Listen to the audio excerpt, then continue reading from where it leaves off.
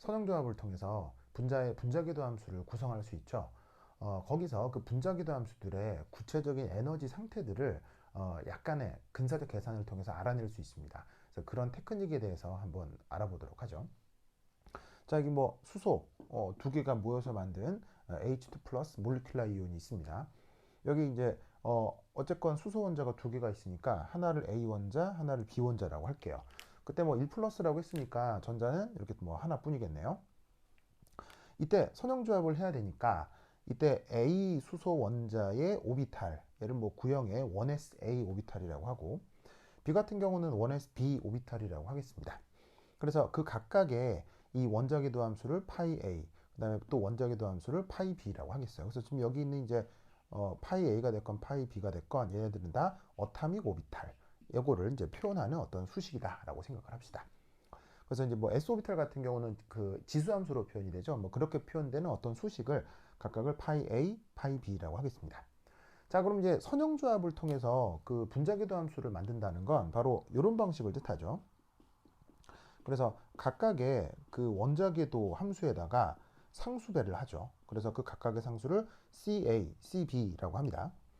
그래서 A의 1s 오비탈에 대한 분자궤도 함수 수식에다 원자궤도 함수 수식에다가 상수를 곱하고 B도 마찬가지로 곱해서 더하기로 표현한 이런 방식을 선형조합이라고 하는데, 그게 주어져 있는 이 H2 플러스 분자의 파동 함수가 되는 거죠. 이때 그 아시다시피 여기서 만들어지는 화학 결합을 우리가 또 무슨 결합이라고 그래요? 바로 여기서 시그마 결합이라고 하죠. 그래서 지금 여기서 나타나는 이 그 분자궤도 함수는 몰리큘러 오비탈은 여기서 이제 시그마 결합과 관련된 분자궤도 함수다, 이렇게 생각을 하시면 되겠습니다. 그래서 이 각각의 원자궤도 함수 오비탈, 그래서 오타믹 오비탈들을 단순 선형조합만을 해가지고는 요 수소에서 나타날 수 있는 시그마 결합을 그 파동함수로 표현을 해보았어요. 자, 이때 이 분자궤도 함수 파이, 바로 저 H2 플러스의 시그마 결합을 나타내는 이 분자궤도 함수에서 전자의 에너지 준위가 어떻게 될지 한번 살펴보도록 하겠습니다. 이게 요거를 인식하는 게 중요한데, 여기 주어져 있는 이 분자궤도 함수가 바로 전자에 대한 분자궤도 함수다라는 걸 인식하셔야 돼요. 이게 그냥 사실은 웨이브 펑션이라고 하면 사실은 이건 핵과 사실은 전자, 이 모두를 다 포함하는 양자역학적 표현이에요. 그런데 그게 이렇게 오비탈로 표현이 되면 그 오비탈이 어타믹 오비탈이건 아니면 이런 식으로 몰리큘러 오비탈이건, 오비탈이라고 하면 이 핵과 전자가 포함되어 있을 때 핵을 물리적으로 이제 배제하는 거예요. 왜냐하면 핵은 무겁잖아요. 무거우니까 상대적으로 관성이 커서 정지해 있다고 생각을 하고, 그때 그 핵 주변의 전자만의 움직임이나 상황만을 뽑아서 만들어 놓은 파동함수를, 그걸 오비탈이라고 하는 거예요. 그래서 사실은 양자역학적으로는 핵과 전자 모두를 고려하는 게 우리가 이제 웨이브 펑션, 번역으로는 파동함수라고 하죠. 근데 우리가 또 오비탈이라는 말을 쓰잖아요. 그건 뭐냐면 핵과 전자가 동시에 다 들어있는 웨이브 펑션에서 전자만의 성격만을 따로 뽑아낸 파동함수를 오비탈이라고 하는 거예요. 그러니까 그게 어타믹 오비탈이건 몰리큘러 오비탈이건 그건 다 누구? 핵 말고 전자에 대한 속성이다라는 걸 기억해 두셔야 됩니다. 화학 결합에서 중요한 게 바로 전자의 역할이죠. 특히나 화학에서는 이제 전자가 뭐 공유 결합할 수도 있고 뭐 이온 결합할 수도 있고 배이 결합할 수도 있으니까 화학적 관점에서는 웨이브 펑션으로 뭔가를 표현하는 것보다는 오비탈로 표현하는 게 편하기 때문에 계속 이제 이런 컨셉을 사용하는 거예요. 어쨌건 이 파동함수 몰리큘러 오비탈로 표현할 수 있는 그 전자의, 그 전자라는 게 바로 이 전자겠죠? 그 전자의 에너지 준위, 이걸 한번 이제 알아보자, 이런 말이죠. 그러면 뭐 오비탈이 됐건 아니면은 뭐 웨이브 펑션이 됐건 에너지 준위를 알아내게 해주는 그 오퍼레이터에는 뭐가 있죠? 네, 바로 그 유명한 예. 자, H라고 쓰고 뭐라고 있습니까? 그 유명한 해밀토니안 오퍼레이터죠. 이 해밀토니안 오퍼레이터가 뭘 알아내게 해줍니까? 뭐 웨이브 펑션이 됐건 오비탈이 됐건 그것으로 표현되는 어떤 대상의 에너지를 알게 해주는 어떤 연산자가 바로 해밀토니안 오퍼레이터죠. 그래서 보시다시피 이 파이가 지금 얘를 얘기하는 겁니다. 그래서 이 두 원자 어타믹 오비탈을 가지고 선형조합을 한 몰리큘러 오비탈, 그건데 그것에 대해서 에너지 준위를 계산하고 싶단 말이에요. 그럼 그 에너지 준위에 대해 우리는 이제 뭘 계산해야 되느냐? 전문 용어로는 이 expectation value라고 하고요. 우리말 번역은 이제 기대치죠. 근데 이 기대치가 실제 이제 뭐라고 생각하시면 되냐면 그 실험 데이터의 평균값이다라고 생각을 해주면 돼요. 그러니까 실제로 이런 계산 말고 이렇게 주어져 있는 화합물에 대해서 그 전자의 에너지 준위를 뭐 어떤 여러 가지 방식으로 실험을 통해서 그 에너지 준위를 실험을 통해서 이제 구할 수 있을 거 아니에요, 데이터를. 그럼 당연히 그 데이터는 한 번만 측정해요, 여러 번 측정해요. 모든 데이터는 적어도 3번 이상 측정을 해야 통계적인 의미를 갖거든요. 그러니까 뭐 예를 들면 대상은 이가 됐건 뭐가 됐건 어떤 분자에서 전자의 에너지 준위를 계산을 해. 근데 그 에너지 준위를 계산하기 전에 우선 데이터를 얻어야 될 거 아니야? 그래서 실험에서 측정해. 그럼 측정해서 얻은 여러 데이터들의 평균값이 있겠지, 평균값. 그걸 이제 통계적으로 expectation value라고 하는 거예요. 근데 그 expectation value를 양자역학적으로 어떻게 구하느냐? 이렇게 표현하는 거예요. 그래서 이 표현에 대해서는 사실은 그 파동역학을 아주 많이 공부를 하거나 아니면 그냥 외우시면 됩니다. 그래서 이렇게 해밀토니언 오퍼레이터, 에너지 준위를 계산해 주려고 하는 오퍼레이터에다가 주어져 있는 요 파동함수 곱하고 그 다음 거기에 자 여기 이제 이상한 표시 하나 있죠. 그래서 이제 백설표 표시 하나 있는데 이게 뭐예요? 아 바로 켤레. 자 이게 켤레가 웬 말이냐? 원래 파동함수는 복소수 함수죠. 그래서 허수 i가 들어가는 복소수 함수인지라 그 실수에는 없는 켤레라는 개념이 복소수에는 있죠. 그래서 이 통계학적인 기대치 혹은 평균값을 양자역학적으로 표현하는 방법이 이거예요.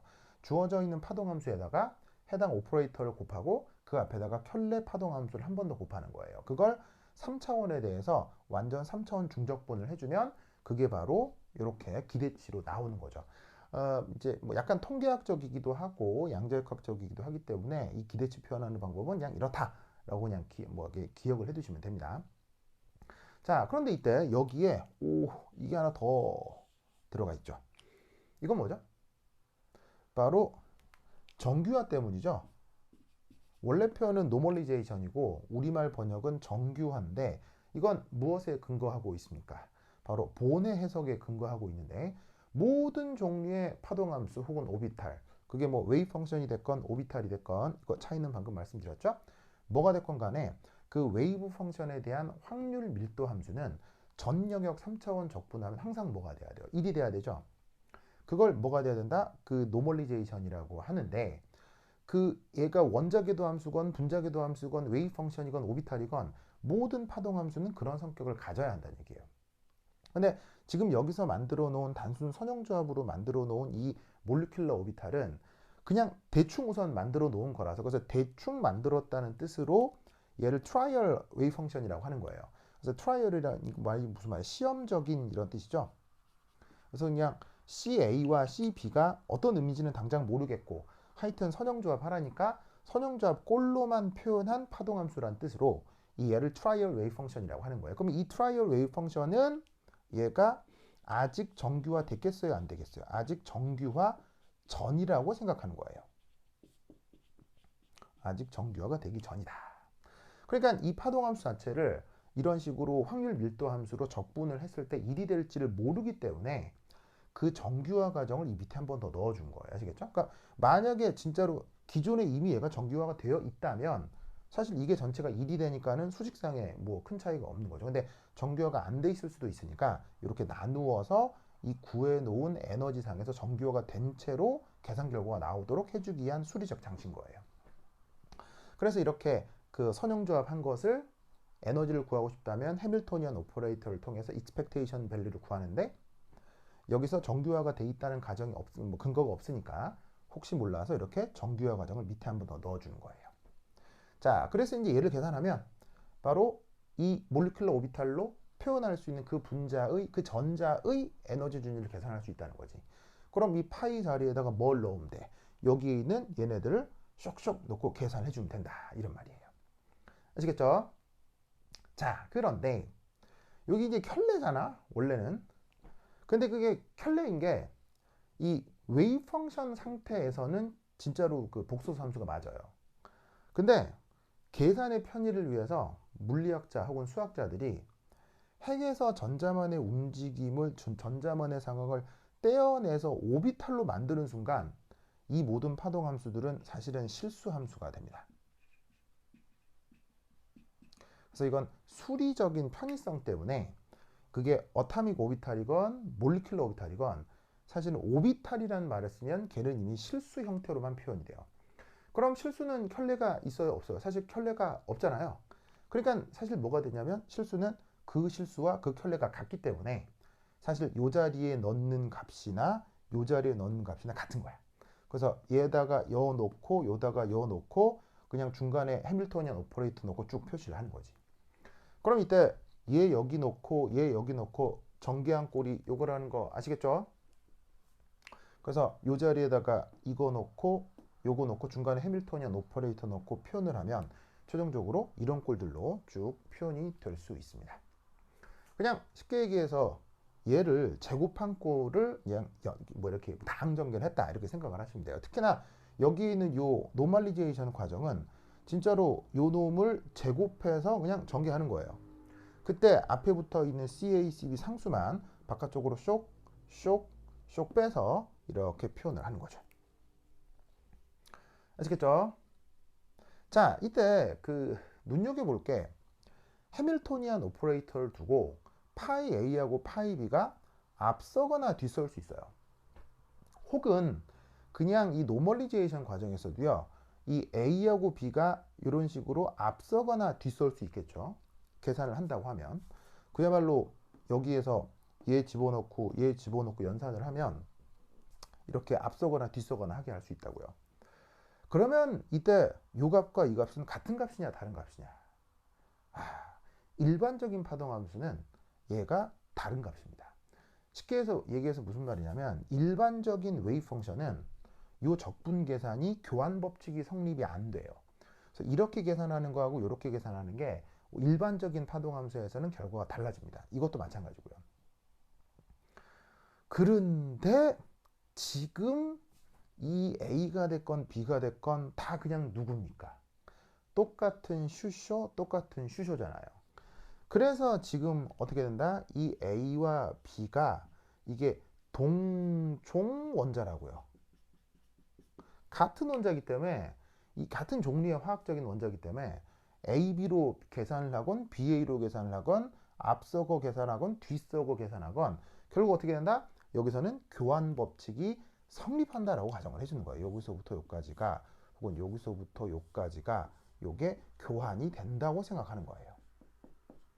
자, 일반적인 파동함수 연산에서는 이게 교환 법칙이 성립하지 않습니다. 그거 왜 그런지는 나중에 배워보도록 하시고 우선은 그렇습니다. 근데 이런 간단한 그 연산을 할 때 특히나 실수함수로만 따로 빼서 표현한 오비탈의 경우는 그리고 이렇게 동종 같은 종 원자들에 대해서는 A, B, BA가 교환된다라고 간단하게 생각을 해주시면 돼요. 아시겠죠? 그래서 이 결과를 이제 어떻게 표현할 거냐? 이게 보시다시피 막 분수인데 그 안에 적분식도 들어있고 막 정신이 한 탱이도 없잖아요. 한 탱이도 없으니까 좀 간단하게 해보자 이런 말이지. 그래서 이때 예를 들어서 요런 적분 부분, 요 보이시죠? 요런 적분 부분. 바로 A 원자의 파이 A니까 뭐예요? 바로 A 원자의 1s 오비탈인 거야. 얘도 파이 A니까 이건 거지. 그래서 1s, 그러니까 A 원자의 1s 오비탈과 A 원자의 1s 오비탈 여기 해밀토니안 오퍼레이터를 놓고 연산을 한 다음에 여기에 3차원에 대한 중적분을 하라는 거지. 근데 실제로 3차원 중적분을 해라. 아유, 그거 뭐 굉장히 계산이 많기 때문에 실제로 할 일은 없고 그냥 이렇게 표현되는 어떤 결과가 있을 거 아니야. 열심히 계산하면 하여튼 수적 나올 거 아니야. 그거를 그냥 줄여서 그냥 이렇게 쓰자. 이렇게. 그래서 이게 H가 해밀토니안 오퍼레이터고 그거를 A 원자에 대해서 연산했다라는 뜻으로 생각하자 이런 말이에요. 그럼 여기에 있는 중적분도 어떻게 되겠어요? B 원자에 대해서 이렇게 표현하자라는 거죠. 아시겠죠? 그래서 이제 위쪽에 적분식으로만 표현을 하면 너무 정신이 없으니까 얘를 이렇게 추가교 표현으로 쓰자 이런 말이에요. 그럼 여기에 있는 CA의 CB 그대로 상수고요. 자, 근데 앞서 말씀드렸다시피 이게 AB, BA가 지금은 교환 가능하자라고 했잖아요. 그래서 이 A, H, B 얘를 어떻게 줄였으면 되겠어요? 바로 HAB라고 줄였으면 되는 거죠. 근데 얘하고 얘하고 교환 가능하다면 얘나 얘나 같은 거 아니야. 그래서 이 값하고 이 값이 같다라고 하면 같으니까 앞에 이제 2를 이렇게 빼주는 거지. 아시겠죠? 자, 그리고 이제 이 밑에 몰리큘라 오비탈에 대한 노멀리제이션을 위해서 붙여주었던 이 아래쪽 분모를 또 한번 살펴보죠. 자, 얘 이렇게 표현이 될 텐데 어쨌거나 여기 있는 파이 a의 제곱 d타우라고 하는 건 그야말로 1s 오비탈을 제곱해서 3차원 중적분을 하는 거죠. 그런데 지금 트라이얼 웨이브 펑션은 아직 정규화되어 있지 않다고 했지만 어타믹 오비탈은 얘는 이미 정규화가 끝난 상태예요. 이미 정규화가 되어 있어요.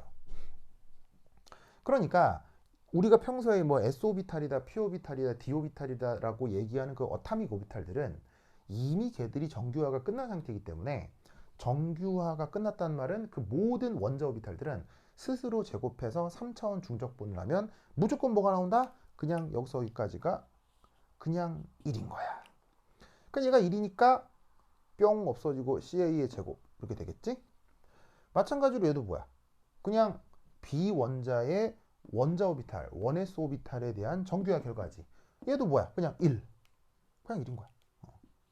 그래서 복잡해 보이지만 여기에 있는 이 원자 오비탈은 이미 정규화가 끝난 상태인지라 이 부분도 1, 1이 돼서 CA제곱, CB제곱 이렇게 표현이 되는 거죠. 자, 그리고 마지막 이 뒷부분. 자, CA, CB는 그대로 빠져나왔고요. 그 다음 여기에 얘는 그냥 A 원자와 B 원자의 파동함수를 단순 곱하기를 해가지고는 이렇게 적분을 한 거죠. 이걸 뭐라고 표현하냐면 여기서부터 이제 여기서 이제 요 적분 전체까지를 이걸 이제 S라고 표현하고 이름은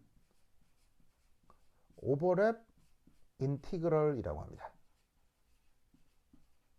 그럼 이 오버랩 인티그럴이라고 하는 게 뭐냐면 바로 A 원자와 B 원자가 얼마나 가까우냐의 척도를 보여주는 그 적분 결과예요. 만약에 A 원자하고 B 원자가 보세요. 멀리 떨어져 있으면 두 개를 곱했을 때 어떻게 되겠어요? 서로 멀리 떨어져 있으니까 함수값이 멀리 떨어져 있으면 겹쳐지는 부분이 없겠죠. 그러니까 어떻게 되냐면 거의 0이 돼서 이 오버랩 인티그럴 실제 적분에도 거의 이 값이 0 근처의 값이 나온다고요. 근데 파동함수 두 개가 굉장히 가까우면 가까우다 못해 실제로 만약에 A하고 B가 같은 거라고 하면 뭐가 되겠어요? A하고 B가 같다고 가정하면 그게 바로 이런 식이나 이런 식의 노멀리제이션이 될 거 아니에요. 그럼 그때 1이 되겠네?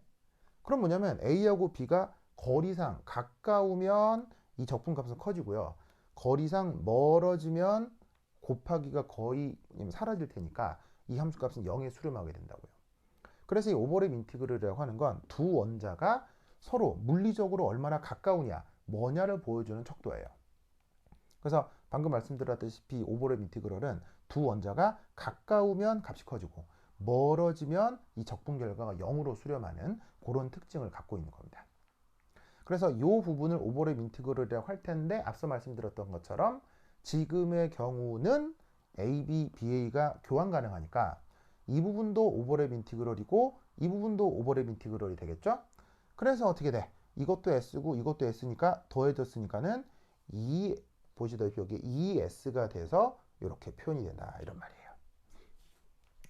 아시겠죠? 그래서 원래는 여기서 이제 계산이 출발하는 건데 보시다시피 이 각각의 이 트라이얼 웨이브 펑션에다가 선형조합을 한 걸 넣고 적분을 쫙 해주고 그걸 좀 단순한 표현들로 이렇게 쭉 바꿔준 거라 이런 말이에요. 무슨 뜻인지 아시겠죠? 자, 근데 이것도 좀 뭐가 보기 좀 그렇다 라고 하면 얘를 좀 더 이제 뭐냐면 줄이는 방법이 있어요. 자, 어떻게 줄일 것이냐. 여기 HAA 하고 HBB 이걸 한번 살펴보죠. 사실 얘는 뭐냐면요. 다시 따지고 보면 이거거든. 그럼 파이 A가 뭐냐?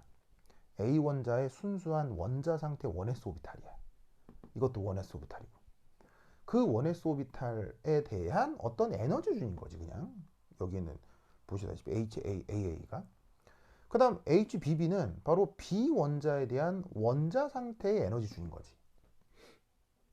그런데 지금 보시다시피 A 원자가 됐건 B 원자가 됐건 지금 같은 원자예요, 다른 원자예요? 같은 원자네? 그럼 같은 수소의 1s 오비탈 에너지인 거야, 이게. 이게 뭐냐면 같은 수소의 1s 오비탈 에너지인 거야. 그러면 A 원자, B 원자가 이제 결합하려고 왔지만 그냥 얘는 원자 상태의 에너지 준일 뿐 아니야. 그럼 이 값이 지금은 같겠어, 다르겠어? 같겠네. 무슨 말 알겠어요? 그냥 얘는 원자 상태의 그 오비탈의 에너지 준이니까 A 원자가 됐건 B 원자가 됐건 똑같은 수소라면 이게 다를 리가 없잖아요. 그래서 이 부분을 또 이름을 붙여. 뭐? 왜 이런 이름을 붙인지 모르겠는데 하여튼 쿨롱 인티그럴이라는 이름을 붙여요. 아시겠죠? 그래서 그 값을 지금 또 알파로 치환을 하겠습니다. 그리고 이 알파는 놀라웠게도 이게 그 각 원자, 지금은 수소 원자겠죠? 그 수소 원자의 이온화 에너지랑 크기가 상당히 비슷합니다. 뭐냐면 어쨌거나 전자의 에너지 준이에요. 이 모든 것들은 그게 몰리큘러 오비탈이건 어타믹 오비탈이건. 근데 이게 뭐냐면은 A 원자, 즉 1s 오비탈에 매여 있는 전자의 그 에너지니까 이 전자를 완전히 툭 제거해서 완전히 떨어뜨렸을 때의 그 에너지 상태를 표현해 줄 수 있을 거라고 생각하는 거예요. 전자를 핵에서부터 무한히 멀려 떨어지면 그 전자는 위치 에너지 상태가 0이 되잖아요. 그게 아닌 상태니까 바로 이 핵에서 전자를 완전히 떼어낼 때 필요한 이온화 에너지와 보통 값이 상당히 비슷합니다. 그리고 여기서 AABB가 아니라 AB인 녀석 있죠. AB, HAB, 바로 요걸 얘기하는 건데 물론 교환 가능해서 요거하고 같아진 거긴 하지만 이걸 또 부르는 이름은 뭐냐면 이것도 왜 또 이런 이름 붙인지 모르겠는데 레조넌스 인티그럴이라고 번역합니다. 그래서 위에 거는 뭐 쿨롱 적분, 밑에 거는 공명 적분 뭐 이렇게 번역을 하는데 뭐 이렇게 영어 자체로도 뭐 이렇게 좀 뜻이 좀 애매꾸리해서 이게 뭐 이렇게 한글로 번역해도 뭐 큰 의미는 없지만 뭐 여하튼 얘는 쿨롱 인티그럴, 얘는 레조넌스 인티그럴이라고 하는데 이 의미는 서로 다른 원자 오비탈, 서로 다른 원자 오비탈에 대한 해밀토니언 연산 결과를 레조넌스 인티그럴이라고 이름을 붙입니다. 어쨌거나 걔는 베타라고 쓰도록 하겠어요. 근데 여기서 주의할 건 알파가 됐건 베타가 됐건 둘 다 값은 음수라는 거. 그 계산 결과 있겠죠. 근데 뭐가 됐건 간에 알파가 됐건 베타가 됐건 음수라는 거. 쿨롱 인티그럴이건 레조넌스 인티그럴이건 그 계산 결과는 음수입니다. 왜일까요? 자, 어타믹 오비탈이건 몰리큘러 오비탈이건 그 대상은 사실 누구라고요? 원자나 분자 안에 있는 바로 그 전자에 대한 것이라고 했었죠.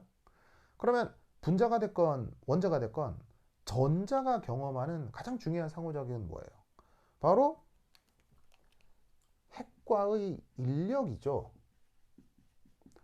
그럼 여러분 인력이 나타나면 위치 에너지가 양수가 돼요, 음수가 돼요? 인력이 나타나면 음수가 돼야 되죠. 그리고 인력이 나타나면 그 역학적 에너지가 또한 양수가 돼야 돼요, 음수가 돼야 돼요. 인력이 나타나서 핵에 매여 있다고 하면 위치 에너지도 역학적 에너지도 음수로 나타나야 하죠. 즉 여기는 알파, 이거는 전자가 A 원자에 묶여 있거나 B 원자에 묶여 있는 원자 상태의 전자 에너지라고요. 그러면 그 전자가 원자에 어쨌건 묶여 있는 상태잖아요. 그럼 그게 위치 에너지가 됐건 역학적 에너지가 됐건 인력으로 묶여 있는 거니까 에너지는 무조건 음수로 계산이 돼야 된다고요. 이건 뭐냐면 AB니까 여기에 주어져 있는 이 전자가 A 원자, B 원자가 아니라 A 원자와 B 원자의 인력에 동시에 영향받으면서 여기에 매여 있는 상태의 에너지를 이렇게 표현하는 거예요. 그러면 어쨌건 그 전자가 A 원자, B 원자하고의 인력으로부터 계산된 에너지니까 그건 위치 에너지가 음수이거나 혹은 역학적 에너지가 음수인 것으로 표현돼야 되죠. 그래서 여기서 정의된 쿨로믹 인티그럴이건 레조넌스 인티그럴이건 그게 알파 값이건 베타 값이건 다 음수로 표현된다는 거예요. 그렇다면 이렇게 표현된 수식을 조금 더 편리하게 표현할 수 있겠네요. HAA, HBB는 알파로 바꿨고요. 그 다음에 HAB는 베타로 바꾸었어요.